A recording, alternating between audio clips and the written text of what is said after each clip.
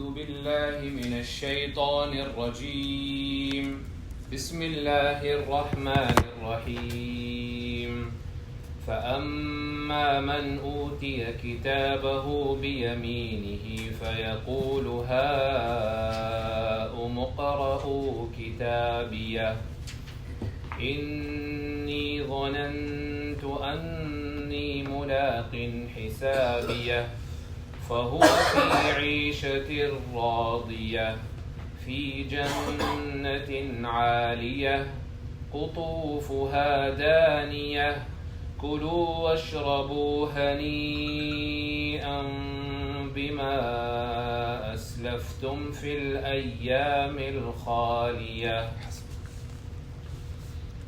الحمد لله رب العالمين والصلاة والسلام على نبينا محمد وعلى آله وصحبه ومن تبعهم بإحسان إلى يوم الدين وبعد.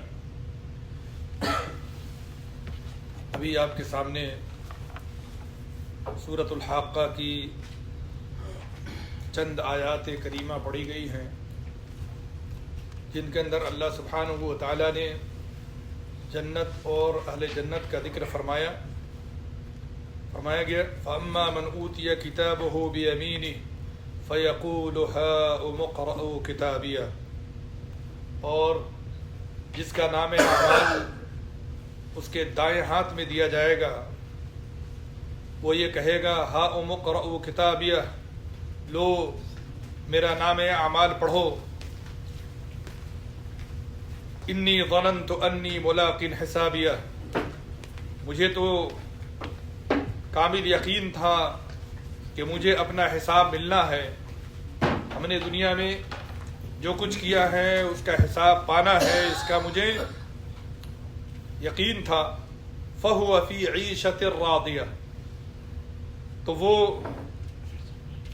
پسندیدہ زندگی میں اور اچھی زندگی میں ہوگا، فی جنت عالیہ، بلند و بالا جنت میں، قطوفها دانیہ، یہ قطف کی جمع قطوف ہے، قطف کے اصلاً معنی ہوتے ہیں توڑنے کے، پھل وغیرہ توڑنے کے، لیکن یہاں مراد پھل ہیں، میوے ہیں۔ قطوفها دانیہ، جنت کے میوے، اس کے پھل انتہائی قریب ہوں گے، جھکے ہوں گے۔ کلوا واشربوا ہنیئا بما اسلفتم فی الایام الخالیہ، پھر ان سے کہا جائے گا کلوا واشربوا، کھاؤ اور پیو، ہنیئا مزے سے، بما اسلفتم، جو تم نے کیا ہے، فی الایام الخالیہ، گزشتہ زمانے میں۔ ان سے کہا جائے گا کہ مزے سے کھاؤ پیو ان اعمال کے بدلے جو تم نے گزشتہ زندگی میں، دنیاوی زندگی میں کیے ہیں۔ اللہ سبحانہ و تعالیٰ نے یہاں پہ جنت کی بھی صفت بیان فرمائی، خصوصاً اہل جنت کی حالت بیان فرمائی ہے، اور یہ بتایا ہے کہ وہ کس قدر نعمت میں ہوں گے، ابدی نعمت میں ہوں گے، اور ہر قسم کی آرائش اور آرام کی چیزیں انہیں وہاں مہیا ہوں گی۔ چونکہ اگلی اکثر صورتوں میں جنت اور جہنم کا ذکر ہے، تو ہمیں یہ جاننا چاہیے کہ جنت کہتے کسے ہیں، اور جنت کے لغوی اور اصطلاحی معنی کیا ہے، جنت کی نعمتیں کیا ہیں، اہل جنت کن حالتوں میں کل روز قیامت جنت میں ہوں گے۔ اس تعلق سے جو تفسیری کتابیں ہیں، جس طریقے سے تفسیر بالروایہ یہ ایک مستقل موضوع ہے، ایسے ہی تفسیر بالدرایہ یہ موضوع ہے، ایسے ہی متاخرین نے ایک مستقل موضوع کا ایجاد کیا ہے تفسیر کے حوالے سے، اسے تفسیر موضوعی کہتے ہیں۔ تفسیر موضوعی، جس میں قرآن کے حوالے سے اور پھر سنت کے حوالے سے قرآن کے اندر جتنے مضامین بیان ہوئے ہیں، جتنے موضوعات قرآن کریم میں آئے ہیں، ان کا تفصیلی ذکر مختلف صورتوں میں، مختلف آیتوں میں اگر کسی ایک موضوع کے تعلق سے باتیں کی گئی ہیں تو ان کو ایک جگہ یکجا کر کے ان کے حوالے سے گفتگو کرنا، اسے تفسیر موضوعی کہتے ہیں۔ اس تعلق سے ابھی ماضی قریب میں موسوعہ التفسیر الموضوعی کے نام سے کئی جلدوں میں کتابیں آئی ہیں، جن میں تقریباً 250 سے زیادہ 254 موضوعات قرآنی پہ سیر حاصل بحث کی گئی ہے۔ یہ کتاب یہ موضوعہ یہ انسائکلوپیڈیا قرآن کریم اس لائق ہے کہ ان کی تعریف کی جائے، بلکہ جتنی تعریف کی جائے وہ کم ہے۔ میں نے ماضی میں بھی قرآن کریم کی تفسیر کے حوالے سے آپ سے گفتگو کی ہے، خصوصاً ان کتابوں کو یا ان تفاسیر کا ذکر بارہا آپ کے سامنے کیا ہے جن کی خاص اہمیت ہے۔ بعض ایسی تفاسیر ہیں کہ جن کی اہمیت تفسیر بالدرایا کے حوالے سے ہے، کچھ کی بالروایا کے حوالے سے ہے، کچھ کی مختصر صنفی تفسیر کے حوالے سے ہے، اور بھی کئی اعتبار سے مختلف تفسیروں کا اپنا ایک مقام ہے۔ لہذا یہ کہنا کہ بعض تفسیریں ہمیں اور آپ کو بے نیاز کر دیتی ہیں، مبتدی طلبہ کو بے نیاز تو کر سکتی ہیں، لیکن ایک باحث کو، ایک مدرس کو اور قرآن سے شغف رکھنے والے شخص کو یہ تمام تفاسیر یہ ضروری ہے۔ بعض تفسیریں بعض سے بے نیاز نہیں کر سکتی، کیونکہ ہر تفسیر کا اپنا ایک مقام ہے۔ جنت یہ جنت سے ہے جس کے معنی ہوتے ہیں ڈھکنے کے، ستر کے، پردہ پوشی کے۔ ہر وہ چیز جو ڈھکی ہوتی ہے لغت میں ان پر جنت کا اطلاق ہوتا ہے۔ اسی سے جنین کہتے ہیں، شکم مادر میں جو بچے ہوں ان کو جنین اس لیے کہتے ہیں کہ وہ ہماری نظروں سے کیا ہے، اوجھل ہے۔ جنت کو جنت اس لیے بھی کہتے ہیں کیونکہ وہ ہماری نظروں سے اوجھل ہے، مخفی ہے، پوشیدہ ہے۔ ہم دنیاوی آنکھوں سے دنیا میں بیٹھ کر انہیں دیکھ نہیں سکتے، ان کا مشاہدہ نہیں کر سکتے۔ اور باغ کے اوپر جنت کا اطلاق اس لیے ہوتا ہے کہ اس کے اندر گھنے درخت ہوتے ہیں، مختلف درخت ہوتے ہیں، خصوصاً ایسے باغات کو جنت کہتے ہیں جن میں بہت سے گھنے درخت ہوں۔ اور بعض اہل لغت نے کہا کہ صرف انہی باغات کو عربی زبان میں جنت کہہ سکتے ہیں جن میں بطور خاص کھجور کے درخت ہو۔ اگر باغات ہیں، مختلف قسم کے درخت ہیں، لیکن اس میں کھجور کا درخت نہیں ہے تو عربی زبان میں اسے جنت نہیں کہہ سکتے۔ برکیف جنت کا اطلاق دنیاوی باغ پہ بھی ہوتا ہے اور اخروی باغ جنتیں جو ابدی ہیں اس پر بھی ہوتا ہے۔ اللہ نے قرآن حکیم میں دنیاوی باغ کے اوپر بھی جنت کا استعمال کیا، جیسے لقد کان لسبع فی مسکنہم آیہ جنتان عن یمین و شمال۔ ملکہ سبا کے ذکر میں اللہ سبحانہ و تعالیٰ نے وہاں کے ذکر میں جنتین کا ذکر فرمایا ہے۔ ایسے ہی پچھلی آیتوں میں ہم نے پڑھا انا بلوناہم کما بلونا اصحاب الجنہ، کہ ہمیں باغ والوں کی طرح ہم نے ان کو آزمایا۔ وہاں بھی جنت کا استعمال دنیاوی باغ کے اوپر کیا گیا ہے۔ اگر سیاق و سباق ہو جو یہ واضح کرے کہ اس سے مراد دنیاوی جنت ہے تو دنیاوی جنت یعنی دنیاوی باغ کے اوپر بھی اسے بولا جائے گا، لیکن اگر سیاق و سباق نہیں ہے یا الف لام کے ساتھ ہے تو پھر اس سے مراد اخروی جنت ہے جو اللہ سبحانہ و تعالیٰ نے اہل ایمان، اہل توحید اور متقیوں کے لیے تیار کیا ہے۔ ویسے اللہ سبحانہ و تعالیٰ نے قرآن کریم میں اس کا استعمال دونوں قسم کے باغات کے اوپر کیا ہے۔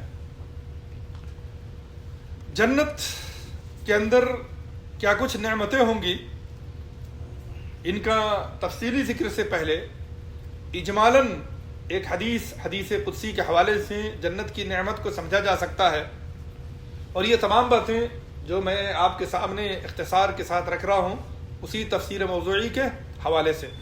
حدیث قدسی ہے، اللہ سبحانہ و تعالیٰ کا فرمان ہے اعددت لعبادی الصالحین ما لا عین رأت ولا اذن سمعت ولا خطر على قلب بشر مصداق ذلك في كتاب الله فلا تعلم نفس ما اخفي لهم من قرة اعین جزاء بما كانوا يعملون۔ سورہ سجدہ کی آیت ہے۔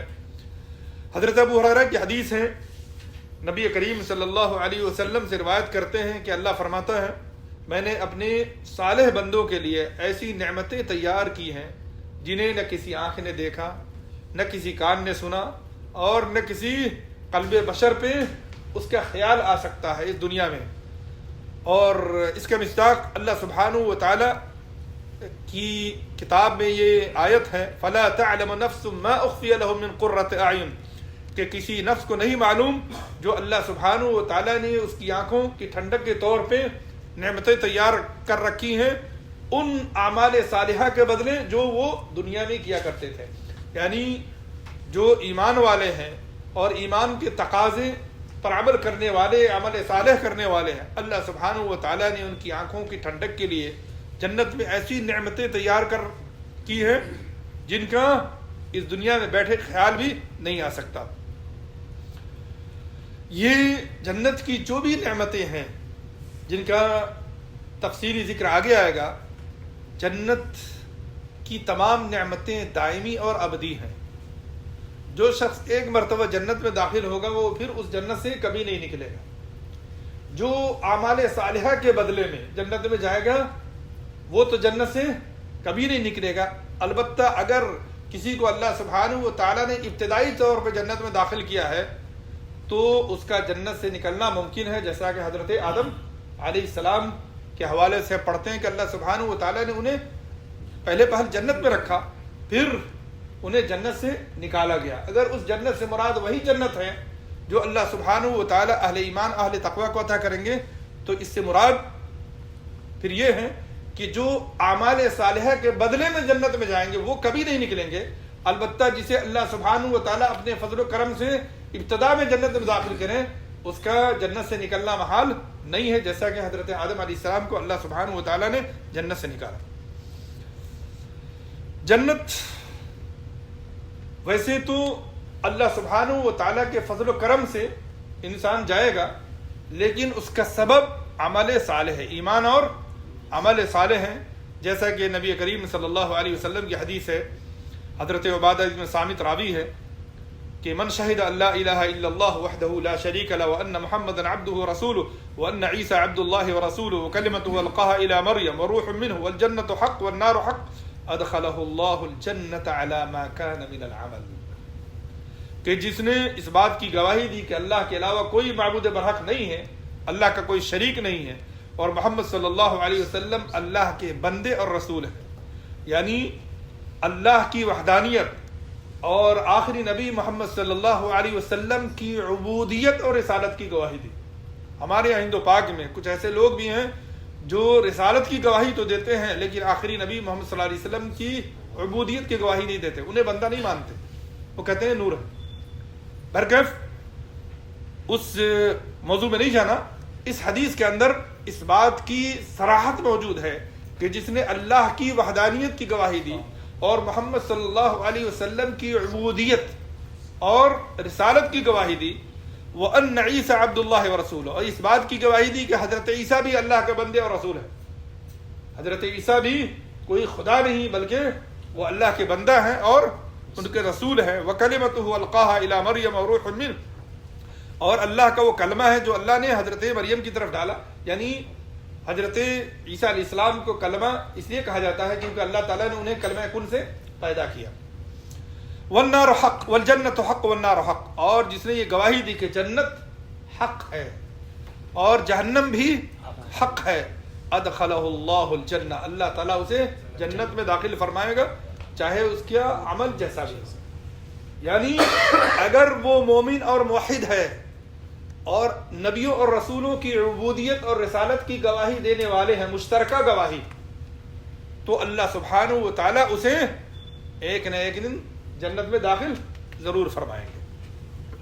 اگر ایمان کے تقاضے کو مکمل پورا کرنے والے ہیں ہوں گے اللہ سبحانہ و تعالیٰ ابتدائی میں اسے جنت میں داخل فرمائیں گے، لیکن اگر اس نے ایمان کے تقاضے کو پورا نہیں کیا تو پھر وہ اللہ کی مشیت کے تابع ہیں، اللہ چاہے گا تو اس کے پچھلے گناہوں کو معاف کر کے اسے ابتدائی میں جنت میں داخل فرمائے گا، اور اگر اللہ سبحانہ و تعالیٰ اس کے ساتھ عدل کا معاملہ کرے گا تو اس کے گناہوں کی بقدر اسے جہنم میں ڈال کر سزا دے گا، پھر اسے ایک نہ ایک دن جہنم سے نکال کر جنت میں داخل فرمائے گا۔ اور حضرت ابو ہریرہ کی مشہور حدیث ہے کہ کل امتی یدخلون الجنہ الا من ابا، یہ حدیث گزر چکی ہے کہ میری امت کے لوگ جنت میں جائیں گے سوائے اس شخص کے جو جنت میں جانے سے خود ہی انکاری ہو، جو جنت میں خود نہ جانا چاہے۔ لوگوں نے عرض کیا رسول اللہ ومن یابا، ایسا کون ہوگا جو جنت میں جانے سے انکاری ہو؟ تو آپ نے فرمایا من اطاعنی دخل الجنہ، جس نے میری اطاعت کی وہ جنت میں داخل ہوگا، اور جس نے میری نافرمانی کی گویا وہ خود جنت میں جانے سے انکاری ہے۔ اس سے یہ معلوم ہوا کہ رسول کی رسالت اور عبودیت کی گواہی دینے اور اس پر ایمان لانے کے ساتھ ساتھ آپ صلی اللہ علیہ وسلم کی اطاعت بھی جنت میں داخلے کے لیے ضروری ہے۔ اس کے علاوہ کئی ایک حدیث ہیں جس سے یہ بات واضح ہوتی ہے کہ جنت کی نعمتیں کیا ہیں، دائمی اور ابدی ہیں۔ جیسے وہ مشہور حدیث جس کے راوی حضرت ابن عمر ہیں کہ اذا صار اہل الجنت الى الجنہ واہل النار الى النار جیء بالموت حتى يجعل بين الجنة والنار ثم يذبح ثم ينادي مناد يا اهل الجنة لا موت ويا اهل النار لا موت فيزداد اهل الجنة فرحا الى فرحهم ويزداد اهل النار حزنا الى حزنهم، کہ جب جنتی جنت میں چلے جائیں گے اور جہنمی جہنم میں ڈال دیے جائیں گے تو اللہ سبحانہ و تعالیٰ کے حکم سے موت کو مجسم شکل میں لایا جائے گا، جہنم کے درمیان میں اسے رکھا جائے گا اور اسے ذبح کر دیا جائے گا۔ دوسری حدیث میں میڈھے کی شکل میں اللہ تعالیٰ موت کو لائے گا اور اسے ذبح کر دے گا، اور پھر ایک منادی یہ ندا دے گا کہ اے جنتیوں لا موت، تم پر موت طاری نہیں ہوگی، اور اے جہنمیوں یہ بھی سنو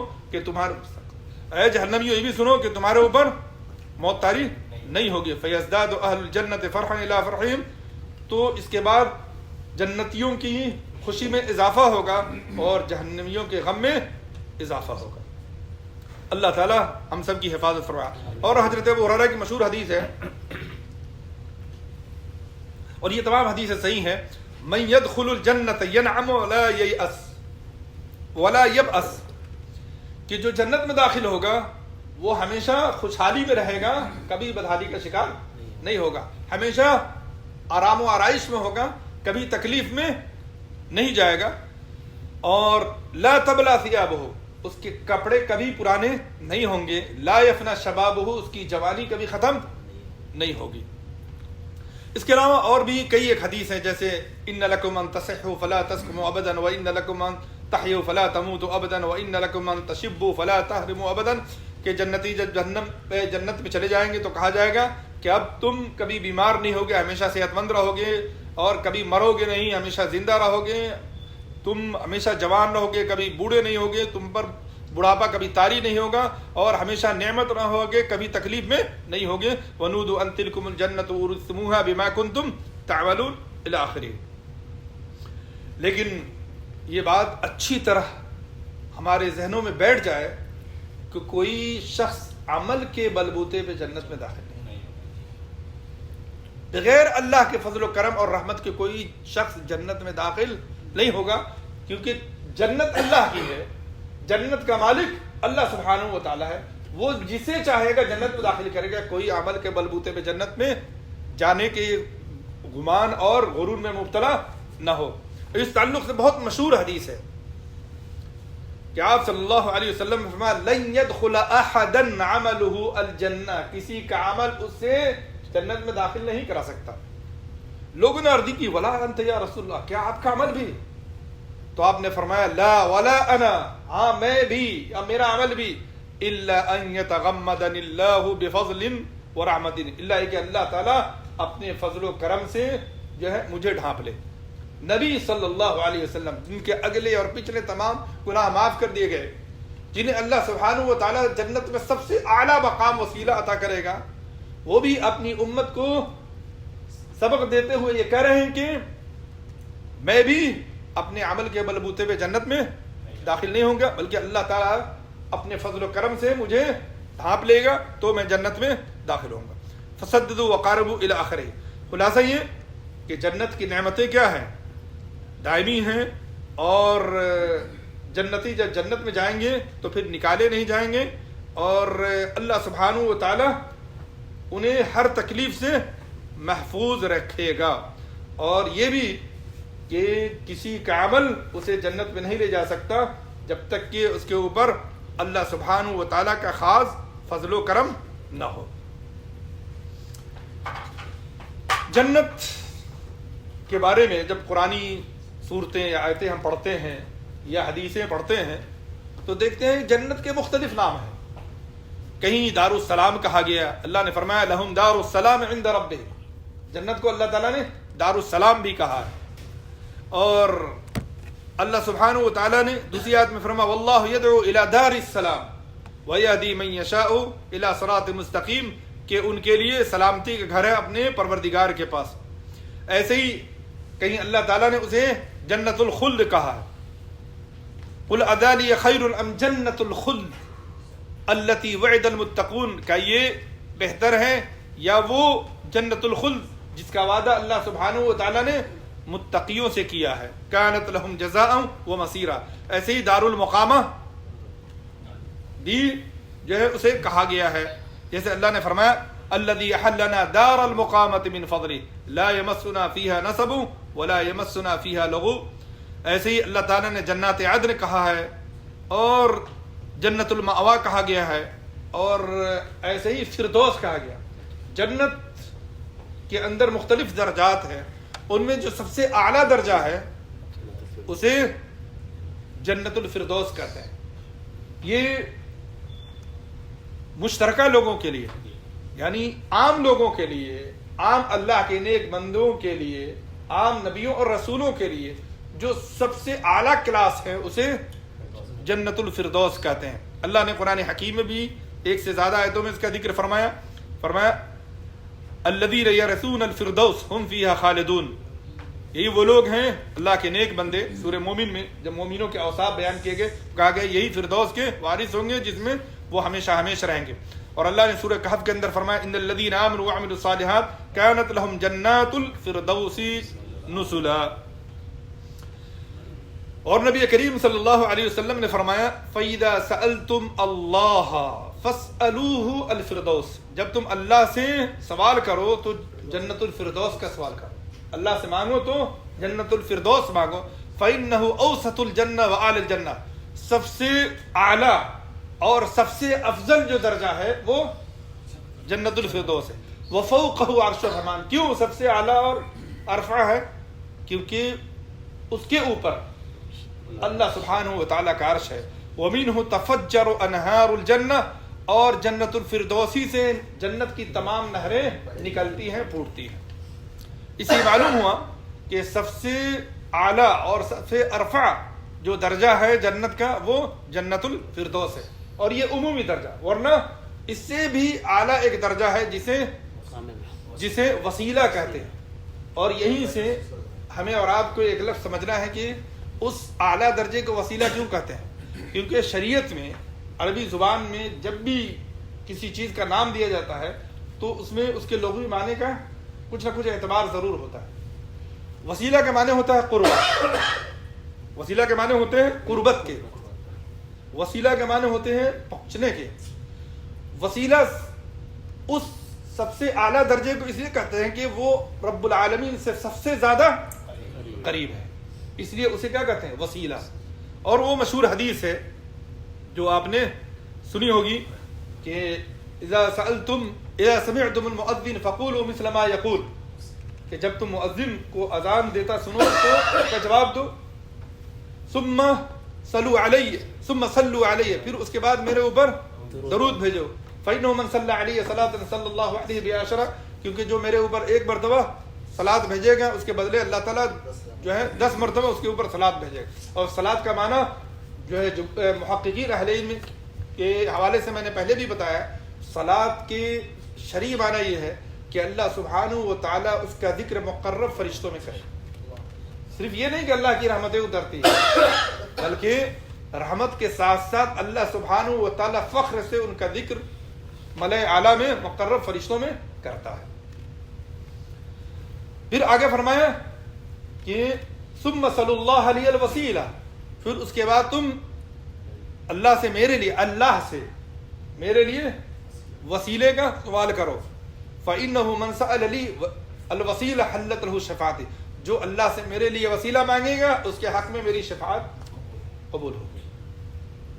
اس میں آپ نے فرمایا کہ لا تنبغی لعبد من عباد اللہ وارجو ان اکون ہوا، کہ وسیلہ اتنا اعلیٰ و عرفہ مقام ہے جو اللہ تعالیٰ نے صرف ایک بندے کے لیے تیار کر رکھا ہے، اور اللہ کی ذات سے امید ہے کہ میں ہی وہ بندہ ہوں جس کے لیے اللہ تعالیٰ نے یہ اعلیٰ مقام وسیلہ تیار کر رکھا۔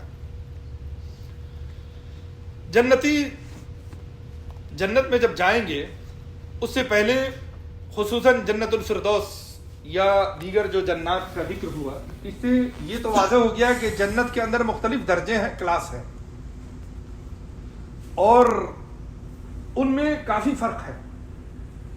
ایک حدیث میں آپ نے 100 درجے کا ذکر فرمایا مجاہدین کے حوالے سے، ان فی الجنت 100 درجہ، جنت کے اندر 100 ایسے درجے ہیں، اور میں نے 100 ایسے درجے اس لیے کہا کہ صرف 100 ہی درجے نہیں ہیں، جیسے وہ ہے ان للہ 99 اسما، کہ اللہ کے 99 ایسے نام ہیں جو ان کو یاد کرے گا اور اس کے تقاضے کے مطابق عمل کرے گا، اس کے ذریعے سے اللہ کی عبادت کرے گا، اللہ تعالیٰ اسے کیا کریں گے؟ جنت میں داخل کریں گے۔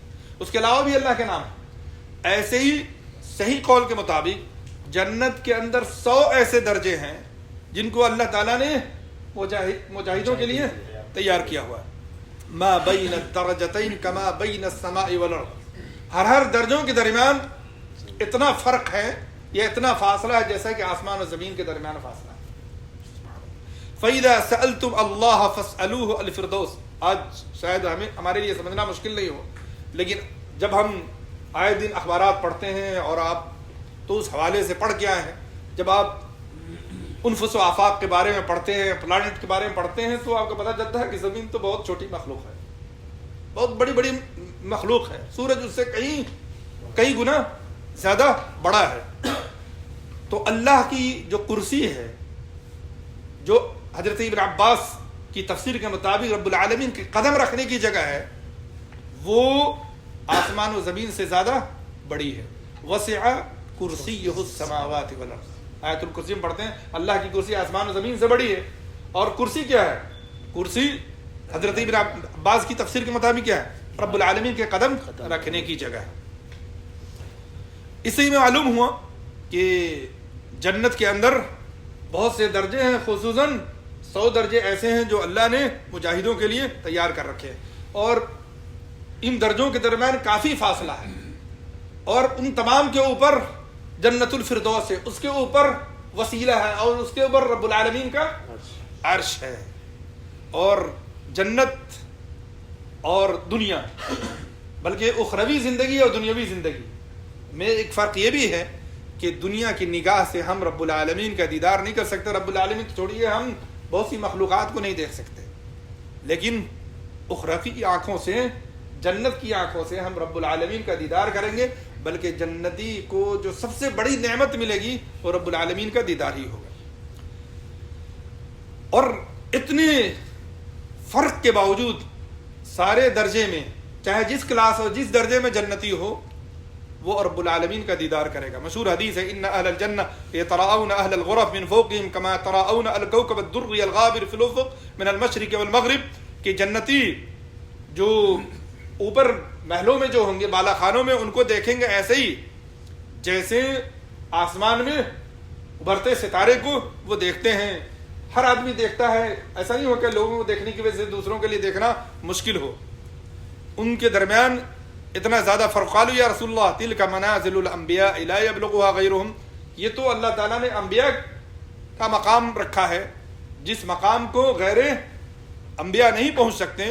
تو آپ نے فرمایا بلا والذی نفسی بیدہ، ہاں اس ذات کی قسم جس کے ہاتھ میں میری جان ہے، رجال آمنوا باللہ وصدقوا المرسلین، کہ وہ لوگ بھی جائیں گے ان بالا خانوں میں جو اللہ پر ایمان رکھتے ہیں اور جنہوں نے رسولوں کی تصدیق کی اور اس کے تقاضے کے مطابق عمل کیا۔ اس کے علاوہ وہ مشہور حدیث ہے کہ حضرت مغیرہ بن شعبہ کی، جس کے اندر اللہ سبحانہ و تعالیٰ نے جنتیوں کو جو انعامات دیے جائیں گے اس حوالے سے، ابھی آپ نے سنا اس سے پہلے کہ اللہ تعالیٰ نے ایسی نعمتیں تیار کر رکھی ہیں جن کے بارے میں کوئی سوچ نہیں سکتا اس دنیا میں بیٹھ کر کے. جو اعلیٰ درجے میں ہوں گے انہیں کیا کچھ نعمتیں ہوں گی اس کا اندازہ کرنے کے لیے جو سب سے کم درجے میں ہوں گے، یعنی سب سے آخری پائیدان پہ جو جنت میں ہوگا اسے کیا کچھ ملے گا، اسے ہم اور آپ اندازہ کر سکتے ہیں. اور وہ یہ کہ اللہ سبحانہ و تعالیٰ اس دنیا جیسی 10 دنیا کی نعمت اسے عطا فرمائے گا. جنت کے دروازے بھی ہوں گے. ایک سے زیادہ آیتوں میں ان کا ذکر ہے. لا تدخلوا من باب واحد وادخلوا من ابواب متفرقہ، یہ تو دنیا کے حوالے سے ہے. باب کا اطلاق جنت کے دروازے پہ بھی ہوتا ہے اور دنیا کے دروازے پہ بھی ہوتا ہے. لیکن جنت کے دروازے کے بارے میں اللہ نے قرآن حکیم میں فرمایا سورہ صاد کے اندر، جنات عدن مفتحۃ لہم الابواب، جنت کے دروازے جو ہیں وہ کیا ہوں گے؟ کھلے ہوں گے. اس سے معلوم ہوا کہ جنت یہ اس کی حدود بندی ہوگی اور اس کے کیا ہوں گے؟ دروازے ہوں گے. کتنے دروازے ہوں گے؟ 8. فی الجنت 8 ابواب. نبی کریم صلی اللہ علیہ وسلم جنت کے اندر 8 دروازے. فیہا باب یسمى الریان لا يدخلہ الا الصائمون. اور اس حوالے سے بہت مشہور حدیث ہے، من انفق زوجین فی سبیل اللہ، جو اللہ کی راہ میں جوڑا دے گا، ایک نہیں جوڑا دے گا، نودی من ابواب الجنہ، وہ جنت کے دروازوں سے پکارا جائے گا، یا عبد اللہ ھذا خیر، اے اللہ کے بندے یہ تمہارے لیے بہتر ہے. فمن کان من اہل الصلاۃ دعی من باب الصلاۃ، جو خصوصاً نماز کا سب سے زیادہ اہتمام کرنے والا ہوگا، جس کے اعمال میں نماز سب سے اوپر ہوگا، اسے باب الصلاۃ سے. ومن کان من اہل الجہاد، جو اہل الجہاد میں سے ہوگا انہیں باب الجہاد سے. جو روزہ داروں میں سے ہوگا نمایاں انہیں باب الریان سے. ومن كان من اهل الصدقه دعي من باب الصدقه. فقال ابو بكر رضي الله عنه بابي انت وامي يا رسول الله ما على من دعي من تلك الابواب من ضروره فهل يدعى احد من تلك الابواب كلها.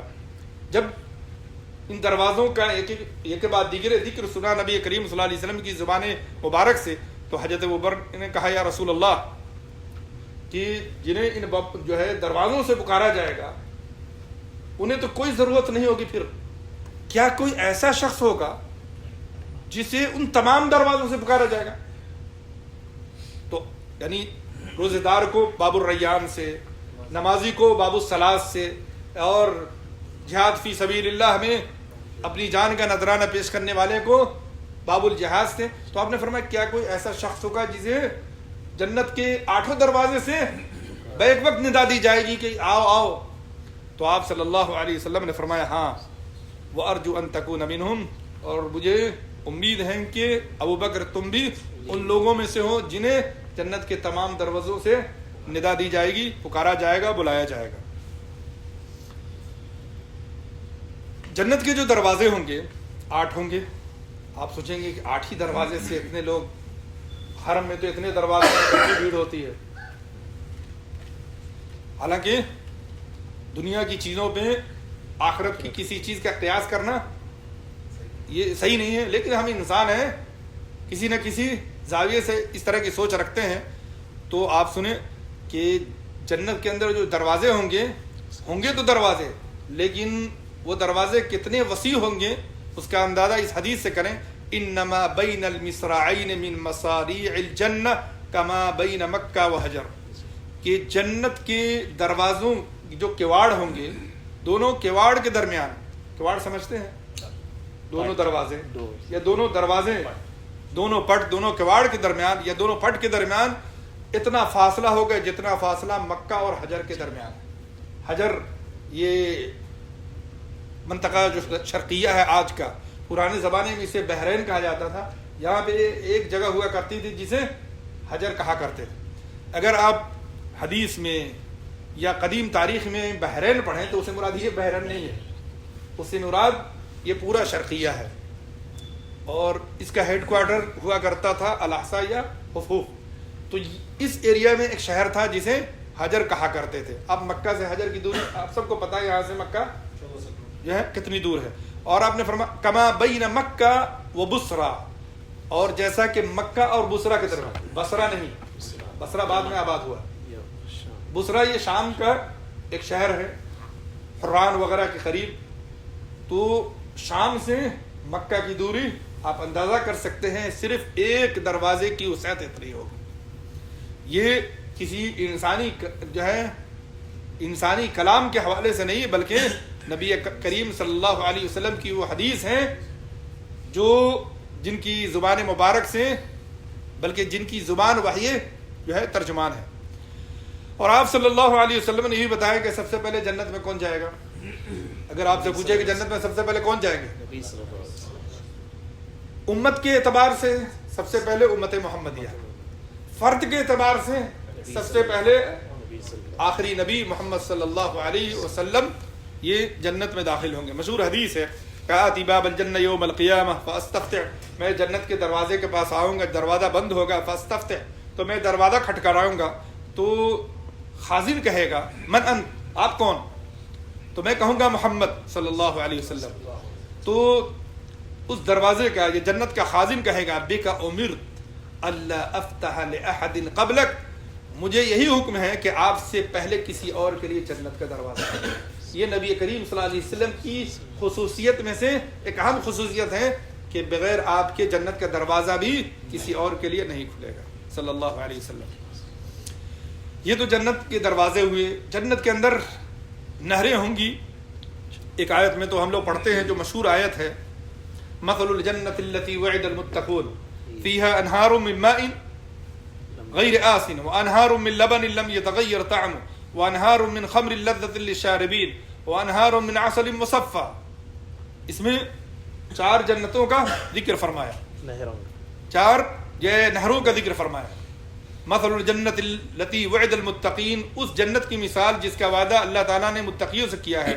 اس کے اندر پانی کی نہر ہوگی، اس میں دودھ کی نہر ہوگی، اس میں شراب کی نہر ہوگی اور اس میں شہد کی نہر ہوگی الاخر. اس کے علاوہ بھی کئی ایک آیتوں میں عمومی طور پہ جنت کی نہروں کا ذکر آیا ہے، جیسے اللہ نے فرمایا وہادی الانہار تجری تحتی. اور آپ صلی اللہ علیہ وسلم نے حدیثوں میں بھی اس کے علاوہ بعض نہروں کا ذکر کیا. حضرت انس کی مشہور حدیث ہے رفع الی الصدر فاذا اربعۃ انہار نہران ظاہران ونہران باطنان فاما الظاہران النیل والفرات واما الباطنان فنہران فی الجنہ الی آخر. اور دوسری حدیث میں اور بھی صراحت ہے سیحان و جیحان، یہ 2 نہریں ہیں جو سمرقند اور بخارا اور عراق کے آخری حصے سے پیچھے ہے. اس کے علاوہ فرات اور نیل کلھا من اہل الجنہ. اس میں 4 نہروں کا ذکر ہے جو جنت کی نہریں ہیں، سیحان و جیحان اور فرات اور نیل کل من انہار الجنہ. اس کے علاوہ بھی کئی ایک حدیثوں میں نہروں کا ذکر ہے جیسا کہ پچھلی آیتوں کے حوالے سے آپ نے سنا. اس کے علاوہ ایک اور نہر ہے جو خاص نبی کریم صلی اللہ علیہ وسلم کو عطا ہوگی، وہ ہے نہر کوثر. اللہ نے قرآن حکیم فرمایا انا اعطیناک الکوثر، کہ ہم نے آپ کو کوثر عطا کی. کوثر کے حوالے سے علماء کے مختلف اقوال ہیں. مفسرین نے کئی ایک تفسیر کی ہے. اس میں جو سب سے مشہور تفسیر ہے وہ 2 ہے. ایک ہے خیر کثیر اور دوسرا جو حضرت انس رضی اللہ تعالیٰ عنہ کی صحیح حدیث ہے کہ آپ صلی اللہ علیہ وسلم نے بینما انا اسیر فی الجنہ، معراج میں جب آپ صلی اللہ علیہ وسلم جنت کی سیر کر رہے تھے، اذا انا بنہر، کہ میں دیکھتا ہوں کہ ایک نہر ہے حافتاہ قباب الدر المجوف، جس کے دونوں کنارے کیا ہیں؟ موتی کے ہیں، خشک موتیوں کے. قلت وما ھذا یا جبریل، اور خشک موتیوں کے خیمے لگے ہوئے ہیں دونوں کنارے. تو میں نے پوچھا یہ جبریل یہ کیا ہے؟ تو حضرت جبریل نے جواب دیا ھذا الکوثر، یہ وہ نہر کوثر ہے الذی اعطاک ربک، جو رب العالمین آپ کو عطا کرے گا. فَإِذَا طِينَةٌ وَأُصِيبَتْ مِسْكَ إِلَى آخِرِ، جس کی مٹی سے مشک کی خوشبو آئے گی الی آخر. اس سے یہ معلوم ہوا کہ جنت کے اندر ایک نہریں نہیں بلکہ کئی ایک نہریں ہوں گی. اور نہر سے مراد جاری، نہر اس کو کہتے ہیں جس کا پانی کیا ہو؟ جاری ہو. اس کے علاوہ ان نہروں کے علاوہ جنت کے اندر چشمے بھی ہوں. قرآن کریم میں اللہ نے فرمایا ان المتقین فی جنات وعیون، کہ متقی باغات اور چشموں میں ہوں گے. اللہ تعالیٰ نے کئی ایک چشموں کے نام کا ذکر فرمایا، جیسے تسنیم ہے، اللہ نے فرمایا وہ مزاجہ من تسنیم عینا یشرب بها المقربون، ایسے ہی سلسبیل ہے، اللہ نے سورہ انسان کے اندر فرمایا عینا فیہا تسمى سلسبیلا، اور کافور بھی ہے ان الابرار یشربون من کأس کان مزاجها کافورا، ایسے ہی اور بھی دوسرے چشمے ہیں جن کا ذکر حدیث اور آثار میں ہے۔ جنت کے اندر جو محلات ہوں گے ان کا ذکر بھی ہے، اللہ نے قرآن فرمایا تبارک الذی ان شاء جعل لك خیرا من ذلك جنات تجری من تحتها الانہار ویجعل لك قصورا۔ آپ صلی اللہ علیہ وسلم نے حدیث میں اس کی وضاحت فرمائی کہ دخلت الجنہ فاذا انا بقصر من ذهب فقلت لمن هذا فقالوا لرجل من قریش، بہت مشہور حدیث ہے جس میں حضرت عمر ابن خطاب رضی اللہ تعالیٰ عنہ کی فضیلت بیان ہوئی ہے۔ آپ نے فرمایا کہ میں جنت میں داخل ہوا، دیکھا کہ سونے کا ایک محل ہے، میں نے پوچھا یہ کس کے لیے؟ تو فرشتوں نے کہا یہ ایک قریشی شخص کے لیے ہے۔ فما منعنی ان ادخلہ ابن الخطاب، پھر بعد میں بتایا گیا کہ یہ حضرت عمر ابن خطاب کے لیے، تو آپ نے فرمایا کہ حضرت عمر ابن خطاب رضی اللہ تعالیٰ عنہ کی غیرت کو یاد کر کے میں اندر داخل نہیں ہوا، کیونکہ اللہ تعالیٰ نے یہ محل حضرت عمر ابن خطاب رضی اللہ تعالیٰ عنہ کے لیے خاص کر رکھا۔ اس سے معلوم ہوا کہ جنت کے اندر بہت سے محل ہیں، ان میں سے ایک محل حضرت عمر ابن خطاب رضی اللہ تعالیٰ عنہ کے لیے بھی۔ یخلص المؤمنون من النار فیحبسون علی قنطرہ بین الجنة والنار الى آخره فيختص لبعض من مظالم كان بينهم في الدنيا حتى إذا هذبوا ونقوا أذن لهم في دخول الجنة فوالذي نفس محمد بيده لا أحدهم أهدي بمنزلة في الجنة منه بمنزلته كانت في الدنيا۔ اس سے یہ معلوم ہوا کہ جنت میں ہر شخص کو محل ملے گا، البتہ ان محلات کی خوبصورتی، ان کے زیب و زینت میں کیا ہوگا؟ فرق ہوگا، سونے کے محل ہوں گے، چاندی کے محل ہوں گے اور دیگر محلات ہوں گے۔ ان کے جو اثاثے ہیں ان کا ذکر بھی اللہ تعالیٰ نے مختلف آیتوں میں کیا ہے، ان کے تختوں کا، ان کے فرشوں کا، اور ان کے تکیوں کا، اور ان کے پیالوں کا، اور دیگر چیزوں کا۔ ان میں جو سب سے اہم ہے جاننا وہ ہے جنت کا درخت۔ درخت جب ہم سنتے ہیں ہمارے ذہن میں اس کا تصور آتا ہے، لیکن جنت کا درخت دنیا کے درخت کی طرح نہیں ہوگا۔ جنت کے اندر کھجور کے درخت بھی ہوں گے، فیہا فاکہہ ونخل ورمان، نخل کہتے ہیں کھجور کے درخت کو، والنخل ذات الاکمام، اس کے علاوہ رمان، اس کے علاوہ سدر بیری فی سدر مخضود، اس کے علاوہ کئی ایک اور درخت پھل ہیں یا ان کے درخت ہیں جن کا ذکر اللہ سبحانہ و تعالیٰ نے قرآن حکیم میں کیا ہے۔ لیکن حضرت ابن عباس کی وہ تفسیر یاد رکھیں کہ اللہ تعالیٰ نے جن جن پھلوں کا، میووں کا یا درختوں کا ذکر کیا ہے، اسے آپ یہ نہ سمجھیں کہ جنت کے اندر وہ درخت یا وہ میوے یا وہ پھل ایسے ہی ہوں گے، نہیں۔ اللہ تعالیٰ نے انسانی دماغ اور انسانی دل کے سمجھنے کے لیے ان کا ذکر کیا۔ حقیقت یہ ہے کہ وہاں جو نعمتیں ہوں گی ان کا ہم اس دنیا میں بیٹھ کے تصور بھی نہیں کر سکتے، جیسا کہ وہ پہلی حدیث جو میں نے ابتدا میں ذکر کی ہے۔ اس کے علاوہ اللہ سبحانہ و تعالی جنتیوں کو مختلف میوے عطا کرے گا، مختلف کھانے عطا کرے گا، بلکہ جنت میں بندہ جو چاہے گا اسے وہ ملے گا۔ مثل الجنت الوعد المتقون الی آخری۔ اس کے علاوہ اللہ نے فرمایا وَلَهُمْ رِزْقُهُمْ فِيهَا بُكْرَةً وَعَشِيًّا وَأَمْدَدْنَاهُمْ بِفَاكِهَةٍ وَلَحْمٍ مِّمَّا يَشْتَهُونَ، میوے بھی ہوں گے اور لحم بھی، اور اس کے علاوہ اور بھی دیگر نعمتیں ہوں گی، کھجور بھی ہوں گی، اس کے علاوہ لحم طیر، پرندوں کے گوشت بھی ہوں گے، وَفَاكِهَةٍ مِّمَّا يَتَخَيَّرُونَ وَلَحْمِ طَيْرٍ مِّمَّا يَشْتَهُونَ۔ نبی کریم صلی اللہ علیہ وسلم کی وہ مشہور حدیث ہے جس سے آپ جنت کے کھانے کو سمجھ سکتے ہیں، ان اہل الجنت یاکلون فیہا ویشربون، جنتی جنت میں کھائیں گے پیئیں گے، لیکن نہ انہیں پیشاب و پیخانے کی حاجت ہوگی، نہ تھوک کھکھارا وہ نکالیں گے۔ تو سوال کیا گیا کہ پھر کھانے کا کیا ہوگا، جو وہ کھائیں گے وہ کھانا کہاں جائے گا؟ تو آپ نے فرمایا جشاء ورشح کرشح المسک، وہ ایک چھوٹی سی ڈکار لیں گے یا ان کے جو پسینے نکلیں گے اس سے ان کے کھانے کیا ہو جائیں گے، وہ ہضم ہو جائیں گے، لیکن پسینے یہ تکلیف دے نہیں ہوں گے بلکہ اسے مشک کی خوشبو آ رہی ہوگی۔ یلہمون التسبیح والتحمید کما تلہمون النفس، جس طریقے سے آپ سانس لیتے ہیں اور آپ کے اختیار میں نہیں ہے، ایسے ہی تسبیح و تحلیل کا الہام اللہ سبحانہ و تعالیٰ انہیں کرے گا۔ اس کے علاوہ جنت کے اندر لباس ہوں گے، جنت کے اندر اللہ سبحانہ و تعالیٰ زیورات عطا کریں گے۔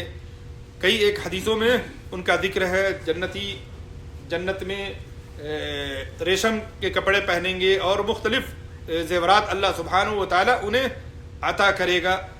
اس تعلق سے مشہور حدیث ہے تبلغ الحلیۃ من المؤمن حیث یبلغ الوضوء، کہ جو اعضائے وضو ہے، جہاں تک آپ وضو میں دھوتے ہیں یہ اور یہ اور یہ، وہ ان تمام پہ اللہ سبحانہ و تعالیٰ جنت میں زیورات چڑھائے گا۔ جنت کے اندر حور عین ہوں گی جو بہت ہی خوبصورت ہوں گی، بڑی آنکھوں والی ہوں گی۔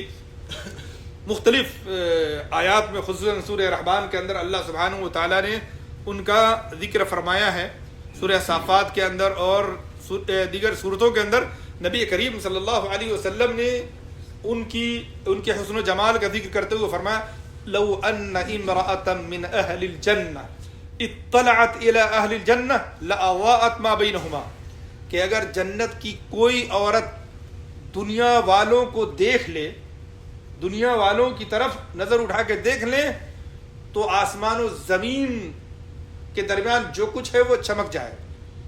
وَلَمَأَتْهُ رِيحًا، مَلَأَتْهُ رِيحًا، اور خوشبو سے کیا ہو جائے، آسمان و زمین کیا ہو جائے، معطر ہو جائے۔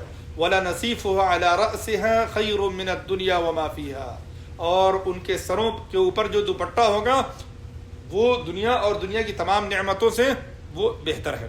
اس سے معلوم ہوا کہ جنت کے اندر جو حور عین ہوں گی یا جنتی عورتیں ہوں گی، ان کے حسن و جمال کا کیا عالم ہوگا اور کیا معیار ہوگا۔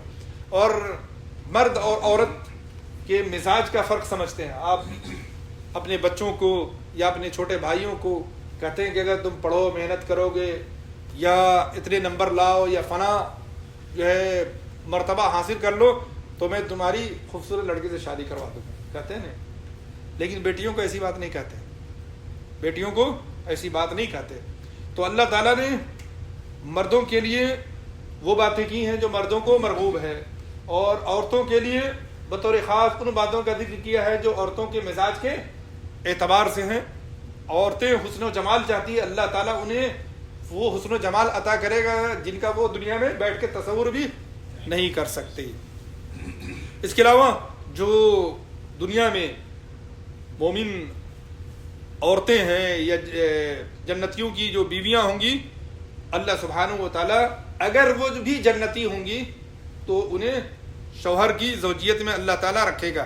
جنات عدن یدخلونها، جنات عدن میں وہ داخل ہوں گے۔ ومن صلح من آبائہم، اور جو بھی صالح ہوں گے ان کے آباء و اجداد میں سے، وازواجہم، اور ان کے شوہر یا بیویوں میں سے، وذریاتہم، ان کی ذریتوں میں۔ اس سے معلوم ہوا کہ اللہ تعالیٰ پوری ذریت کو جنت میں ایک جگہ کرے گا۔ کیسے کرے گا؟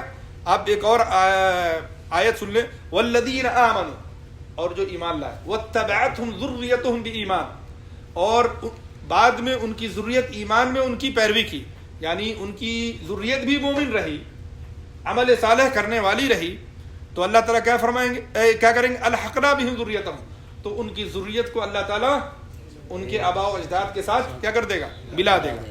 وما التناہم من عملہم من شیء، اور اللہ تعالیٰ ان کی نیکیوں میں سے یا ان کے اعمال میں سے کوئی کمی نہیں کرے گا۔ اس سے معلوم ہو کہ اللہ تعالیٰ نیچے والے کو اوپر کرے گا لیکن اوپر والے کو نیچے نہیں کرے گا۔ سبحان اللہ۔ گویا اگر انسان کی ذریت میں کوئی ایک بھی اگر اعلیٰ اور عرفہ جنت میں ہوگا تو اللہ تعالیٰ اپنے فضل و کرم سے نیچے والے کو بھی اعلیٰ اور عرفہ تک پہنچانے کے لیے سب کو اٹھا دے۔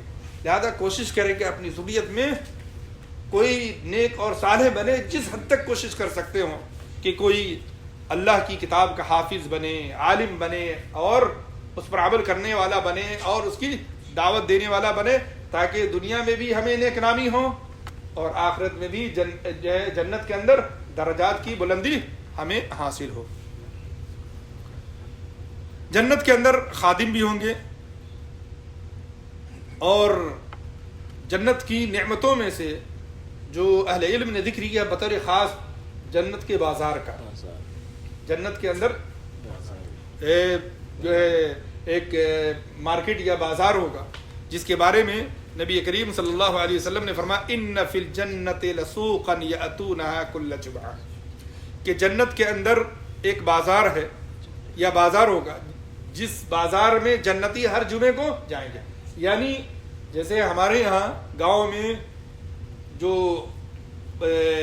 بازار لگتا ہے وہ بازار ہفتے میں 2 دن 1 دن، ایسے ہی جنت کے اندر ایک خاص جمعے کے دن بازار لگے گا. فتحب ریح الشمال، تو جب وہ جنتی اس بازار میں جائیں گے تو شمالی ہوا اٹھے گی، شمال یعنی اتر سے ہوا اٹھے گی.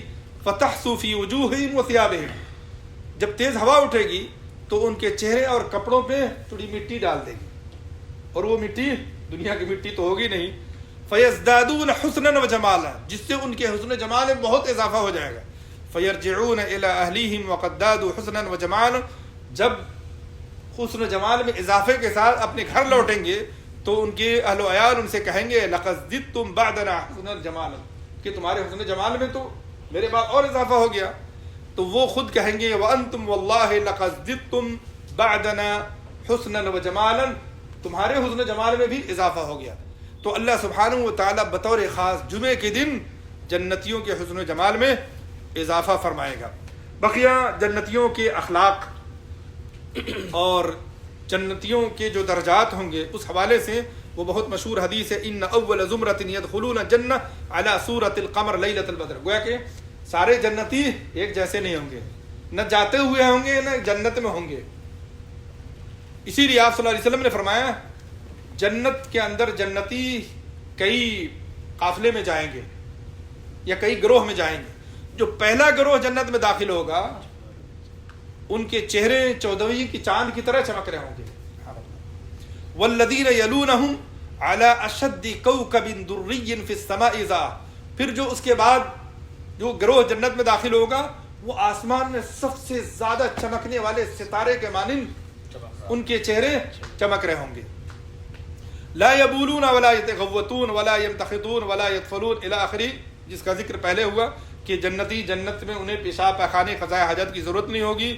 اور امشاتہم الذہب، ان کی کنگھیاں سونے کی ہوں گی. ورشہم المسک، اور ان کے پسینے سے کستوری یا مشک کی خوشبو آئے گی. ومجامرہم الولو، ان کے انگیٹھیوں میں یہ ان کی جو انگیٹھیاں ہوں گی اس میں الوہ جو لکڑی ہوتی ہے عود کی خوشبو آ رہی ہوگی.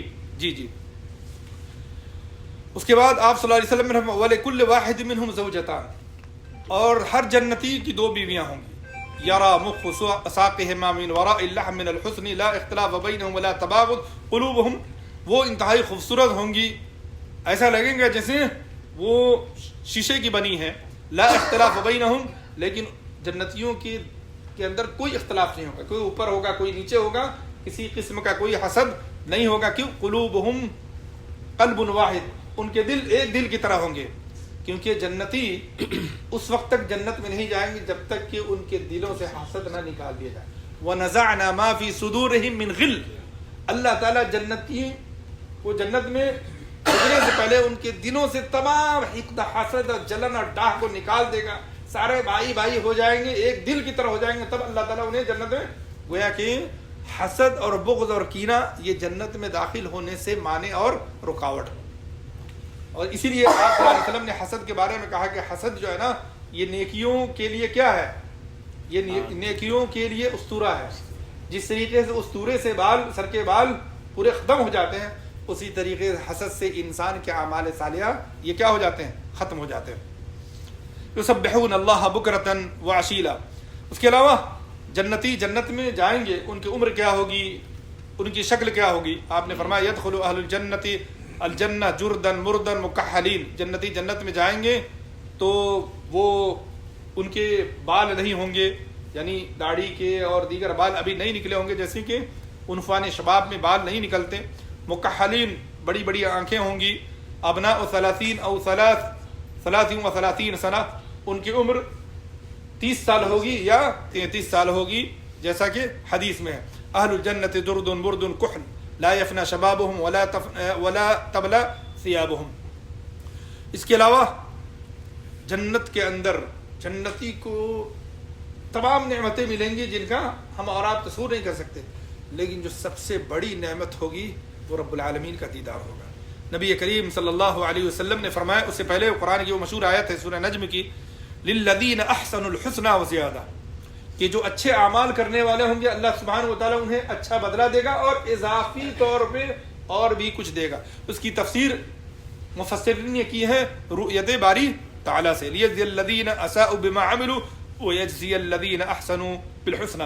نبی کریم صلی اللہ علیہ وسلم کی مشہور حدیث ہے، اذا دخل اہل الجنۃ الجنہ، جنتی جب جنت میں داخل ہوں گے تو اللہ فرمائے گا تریدون شیئا ازیدکم، کچھ اور چاہیے، کوئی اور نعمت چاہیے؟ فیقولون الم تبید وجوہنا الم تدخلنا الجنہ، اے بار الہ کیا تو نے ہمارے چہرے کو مزین نہیں کیا، سفید نہیں کیا، خوشنما نہیں کیا، کیا تو نے ہمیں جنت میں داخل نہیں کیا، جہنم سے نجات نہیں دی، یعنی اتنی نعمتیں تو نے دی، اب کیا چاہیے؟ فیکشف الحجاب، اللہ سبحانہ و تعالیٰ اپنا حجاب اٹھائے گا، فما اعطوا شیئا احب الیہم من النظر الی ربہم عز وجل، اس کے بعد انہیں سب سے بڑی نعمت جو عطا ہوگی رب العالمین کی طرف سے وہ اللہ عز و جل کا دیدار ہوگا۔ پھر آپ صلی اللہ علیہ وسلم نے اس آیت کریمہ کی تلاوت کی، للذین احسنوا الحسنى وزیادہ۔ اور وہ دوسری حدیث حضرت بحرہ کہ ان اناسا قالوا یا رسول اللہ هل نرى ربنا یوم القیامہ، اور یہ حدیث اس لیے بھی ضروری ہے کیونکہ بہت سے باطل فرقے آج بھی ہیں جو کہتے ہیں جس طریقے سے ہم دنیا میں رب کا دیدار نہیں کر سکتے اسی طریقے سے آخرت میں بھی نہیں کر سکتے، حالانکہ حدیث اور قرآن بالکل اس کے برعکس ہے، اور وہ یہ کہ دنیا میں تو ہم نہیں کر سکتے لیکن آخرت میں اللہ سبحانہ و تعالیٰ کے فضل و کرم سے ہم رب العالمین کا دیدار کریں۔ ان اناس قالوا یا رسول اللہ هل نرى ربنا یوم القیامہ، کچھ لوگوں نے کہا اللہ کے رسول کیا ہم اپنے رب کو، اپنے مالک کو دیکھیں گے؟ تو آپ نے فرمایا هل تمارون فی القمر لیلۃ البدر لیس دونه سحاب، کیا تم 14ویں کی چاند کو جب دیکھتے ہو جب کہیں کوئی بادل نہیں ہو، آسمان اور مطلع بالکل صاف ہو، تو کیا تم دیکھتے ہو تم دیکھنے میں کوئی دقت ہوتی ہے؟ لوگوں نے کہا نہیں۔ تو آپ نے فرمایا فہل تمارون فی الشمس لیل، ایسے ہی جب تم سورج کو دیکھتے ہو آسمان کے اوپر جب کوئی بدری نہیں ہو تمہیں دیکھنے میں کوئی دقت ہوتی ہے؟ لوگوں نے کہا نہیں۔ کہا کہ فَإِنَّكُمْ تَرَوْنَهُ كَذَلِكَ، ایسے ہی تم اللہ سبحانہ و تعالیٰ کا دیدار کرو گے، تم سب دیکھو گے اور کسی طرح کی کوئی دقت نہیں ہوگی۔ اس کے علاوہ جو آخری چیز وہ یہ کہ جنت کی جو نعمتیں ہیں وہ ہیں، اور اللہ نے اہل جنت کے لیے جو نعمتیں تیار کی ہیں اور اہل جنت کو اللہ سبحانہ و تعالیٰ جس قدر انعام و اکرام سے نوازے گا، کیا وہ اسباب ہیں جو ہمیں اور آپ کو جنت میں لے جا سکتے ہیں؟ وہ کون سے اسباب ہیں جن کو اگر دنیا میں اختیار کیا جائے تو اللہ سبحانہ و تعالیٰ ہمیں جنت میں داخل فرمائے گا؟ اس تعلق سے جو واضح جواب ہے وہ ہے ایمان اور عمل صالح، بقیہ جو کچھ ہے وہ اس کی تفصیل ہے۔ اگر کسی حدیث میں کچھ اور چیزوں کا ذکر ہے تو حقیقت یہ ہے کہ ایمان اور عمل صالح کے اندر تمام چیزیں شامل ہیں۔ اللہ نے قرآن حکیم کی ایک سے زیادہ آیتوں میں فرمایا اولئک اصحاب الجنت خالدین فیہا جزاء بما کانوا یعملون، جنتی جنت میں ہمیشہ ہمیشہ نعمت میں رہیں گے، وہ دنیا میں عمل صالح کے بدلے۔ والذین آمنوا وعملوا الصالحات اولئک اصحاب الجنت هم فیہا خالدون۔ اس کے علاوہ نبی کریم صلی اللہ علیہ وسلم نے حضرت صفوان بن عبداللہ ثقفی سے کہا جب انہوں نے کہا یا رسول اللہ قل للاسلام قولا لا اسأل عنہ احدا بعدک لا اسأل عنہ احدا بعدک، کہ آپ مجھے کوئی ایسی چیز بتا دیجئے جس کے بعد مجھے کسی اور سے پوچھنے کی ضرورت نہ پڑے جنت میں داخل ہونے کے لیے، جہنم سے نجات پانے کے لیے۔ تو آپ نے فرمایا قل آمنت باللہ ثم استقم، کہو کہ میں ایمان لایا اور پھر اس پر قائم رہو، استقامت کے ساتھ ایمان پر قائم رہو۔ اس سے ہی معلوم ہوا ایمان اور پھر اس ایمان پر استقامت۔ ان الذين آمنوا وعملوا الصالحات يهديهم ربهم بإيمانهم تجري من تحتهم الأنهار في جنات النعيم۔ اس کے علاوہ جو دوسرا سبب ہے وہ ہے اللہ اور اس کے رسول کی اطاعت۔ ومن يطع الله والرسول فاولئك مع الذين انعم الله عليهم من النبيين والصديقين والشهداء والصالحين، جو اللہ اور اس کے رسول کی بات مانے گا، ان کی اطاعت کرے گا، اللہ تعالیٰ انہیں انعام یافتہ جماعت انبیاء، صدیقین، شہداء اور صالحین کے ساتھ جنت میں داخل فرمائے گا۔ اور وہ حدیث ابھی آپ نے سنی کہ آپ نے فرمایا کل امتی یدخلون الجنہ، میری امت، میری تمام امت جنت میں جائے گی سوائے اس شخص کے جو خود جنت میں نہ جانا چاہے۔ اس میں آپ نے کیا فرمایا؟ ومن عصانی من اطاعنی دخل الجنہ ومن عصانی فقد ابى، جس نے میری اطاعت کی وہ جنت میں جائے گا، اور جس نے میری اطاعت نہ کی، میری بات نہ مانی، وہ جہنم میں جائے گا۔ اسے معلوم ہوا اللہ اس کے رسول کی اطاعت بھی جنت میں داخلے کا سبب ہے۔ اس کے علاوہ جو ایمان اور عمل صالح دونوں کو شامل ہے وہ ہے تقوی۔ اسی لیے قرآن کریم کی متعدد آیتوں میں اعدت للمتقین یا اس جیسی آیتیں ہم پڑھتے ہیں کہ اللہ تعالیٰ نے جنت کس کے لیے تیار کر رکھی ہے؟ متقی کے لیے۔ اور تقوی کیا ہے؟ ایمان اور عمل صالح۔ اللہ نے قرآن حکیم میں ایک سے زیادہ آیتوں میں اس کا ذکر فرمایا ہے، اور نبی کریم صلی اللہ علیہ وسلم کی کئی ایک حدیثوں میں اس کی صراحت ہے کہ جنت میں متقی جائیں گے۔ اس کے علاوہ استقامت ہے، ان الذین قالوا ربنا اللہ ثم استقاموا تتنزل علیہم الملائکہ، کہ جنہوں نے کہا کہ ہمارا رب اللہ ہے پھر اس پر وہ قائم رہا، یعنی مرتے دم تک ایمان کے تقاضے کو پورا کرتا رہا، ان کے اوپر فرشتے کلوز قیامت بلکہ موت کے وقت بھی اتریں گے اور کہیں گے کہ تم غم مت کرو اور ڈرو مت، وَأَبْشِرُوا بِالْجَنَّةِ الَّتِي كُنْتُمْ تُوعَدُونَ، گویا کہ جو استقامت کی راہ چلنے والے انہیں جنت کی بشارت دی جائے گی۔ ایسے ہی احسان بھی ہے، احسان عبادت کے اندر کہ آپ کوئی بھی عبادت کریں تو اس کا حق ادا کریں۔ احسان کہتے ہیں عبادت کا حق ادا کرنا، کسی عبادت کو ایسے ہی کرنا جیسا کہ وہ مطلوب ہے۔ اور احسان کی تعریف حدیث کے اندر مشہور ہے، ان تعبد اللہ کأنک تراہ فإن لم تکن تراہ فإنہ یراک، یعنی بالکل یکسوئی کے ساتھ تمام دنیا سے کٹ کر اللہ سبحانہ و تعالیٰ کی عبادت اور بندگی کرنا۔ ایسے ہی جہاد فی سبیل اللہ، جیسے آپ نے فرمایا الجنت تحت ظلام السیوف، تحت ظلال السیوف، اور صبر، اللہ نے فرمایا ام حسبتم ان تدخلوا الجنہ ولما یأتکم مثل الذین خلوا من قبلکم الی آخرہ۔ اور آپ صلی اللہ علیہ وسلم نے صبر کے تعلق سے فرمایا وَلَن تُعْطُوا عَطَاءً خَيْرًا وَأَوْسَعَ مِنَ الصَّبْرِ، سب سے بڑھ کر کوئی اللہ سبحانہ و تعالیٰ کی بخشش نہیں ہے۔ اس کے علاوہ اخبات ہے اور بھی دیگر تمام وہ اعمال صالحہ ہیں جو ایمان اور عمل صالح کے اندر کیا ہے؟ داخل ہے۔ لہذا اگر ہمیں یہ نعمتیں چاہیے جنت کی، اور یقیناً چاہیے، اور سب سے بڑھ کر ہم جن کو اپنی جان سے زیادہ محبوب رکھتے ہیں، انبیاء اور رسل بطور خاص آخری نبی محمد صلی اللہ علیہ وسلم اور ان کے جانثار ساتھی ابو بکر، عمر، عثمان و علی، یقیناً ان کے دیکھنے کی تمنا ہمارے دلوں میں ہے، اور یہ تبھی ممکن ہے جب ہم جنت میں داخل ہوں گے۔ اور سب سے بڑی نعمت جیسا کہ پہلے بتایا گیا وہ اپنے اس معبود کا دیدار ہے جس کی ہم پوری زندگی عبادت کرتے ہیں۔ یہ تمام نعمتیں تب ملیں گی جب ہم جنت میں داخل ہوں گے، اور جنت میں داخل ہم تبھی ہوں گے جب ہم صراط مستقیم پر چلیں گے، ایمان اور عمل صالح کی راہ پر چلیں گے۔ اللہ سبحانہ و تعالی ہمیں اور آپ کو، دنیا کے تمام مسلمانوں کو جنت کے اسباب اختیار کرنے کی توفیق دے، اور ہم سب کو خصوصاً جو یہاں بیٹھے ہیں انبیاء، صدیقین، شہداء اور صالحین کی رفاقت اور ان کی معیت میں جنت الفردوس میں جگہ دے۔ جزاکم اللہ خیر، وصلی اللہ علی نبینا محمد وعلی آلہ وصحبہ اجمعین۔